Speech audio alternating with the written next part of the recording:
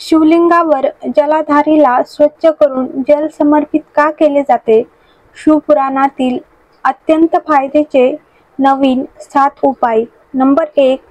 का सांगते शास्त्र की जलाधारीला साफ करून भगवान शिवाला जल समर्पित केले जाते? त्याचे कारण फक्त एवढेच आहेत की माता जगज्जननीच्या हस्तकमलावर जेव्हा आपण आपला हात ठेवतो, आपल्या हाताचा स्पर्श करतो, आपण आपल्या जिंदगीमध्ये कोणते पाप केलेले असेल, खोटं बोललेलं असेल, फसवणूक केलेली असेल किंवा कोणाला दुखवले असेल, आपण कोणाला अपशब्द बोललेले असेल, तर आपण फक्त त्या हाताचा स्पर्श मात्र झाल्याने आपले पाप सर्वप्रथम कमी होते.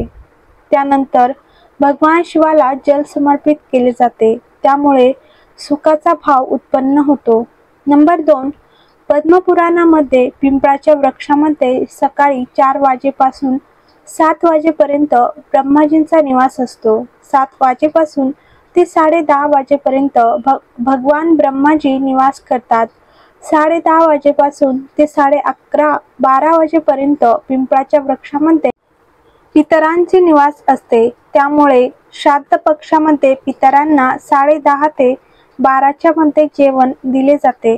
12 वाजल्यानंतर पिंपळाच्या वृक्षामध्ये दुपारच्या 1:30 वाजेपर्यंत अवंताचा वास असतो. अवंता म्हणजे जे गर्भामध्ये गेलेली मुलं, जे जन्मानंतर त्यांचा विवाह झाला नाही, त्या अवंतांचा निवास पिंपळाच्या वृक्षामध्ये दुपारी 1:30 वाजेपर्यंत असतो. त्यानंतर प्रेतांचे निवास चालू होते, त्यामुळे दुपारी पिंपळाच्या वृक्षाची परिक्रमा होत नाही.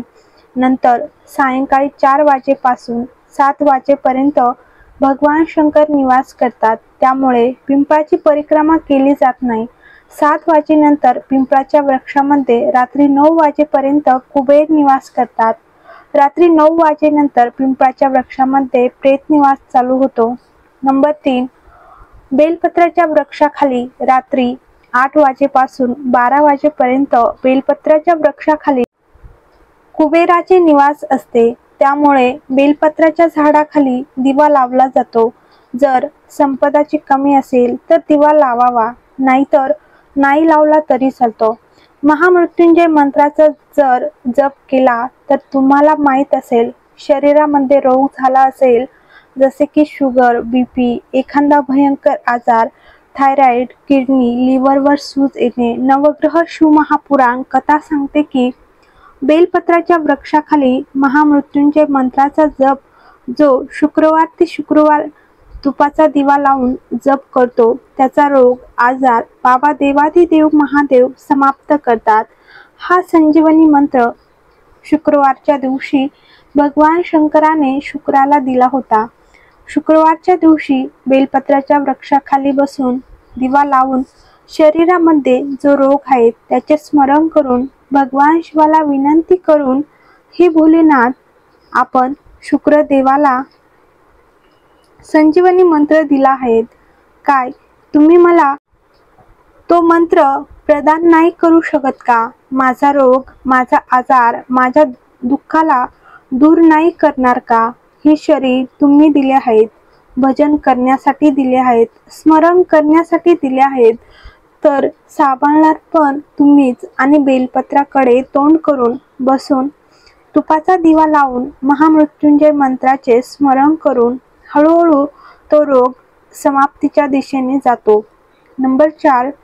जर विषम परिस्थिती आली तर तुम्हाला असं वाटत असेल की पशुपती व्रतही केले आहेत, सोमवारच्या अष्टमीचे प्रयोगही केले आहेत, भगवान शिवाची आराधनाही केली आहेत, तरी पण विषम परिस्थिती चालू आहेत, तेव्हा भगवान शिवाच्या मंदिरात बेलपत्र समर्पित करायला जावे. बेलपत्राला अशोक सुंदरच्या स्थानावर ठेवावे.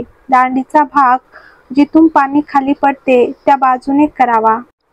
त्याच बेलपत्राला वापिस उचलून भगवान शिवाच्या शिवलिंगावर ठेवावे आणि बेलपत्राच्या दांडीचा भाग अशोक सुंदरीकडे असावा. त्यावर 7 लोटा जल भगवान शंकरावर समर्पित करावे. आपले कार्य होत नसेल, व्रत केले तरीही आपले कार्य कोणत्या तरी कारणाने अटकत असेल, आपली फाईल मोठी असेल, त्यासाठी 7 लोटा जल प्रयोग करावा। जल समर्पित केल्यानंतर ते बेलपत्र वापस आपल्या घरी आणावे। 11 दिवस किंवा 21 दिवस ठेवावे आणि नंतर त्याचे विसर्जन करावे। नदीत, तलावात किंवा एखाद्या झाडाखाली विसर्जन करून द्यावे।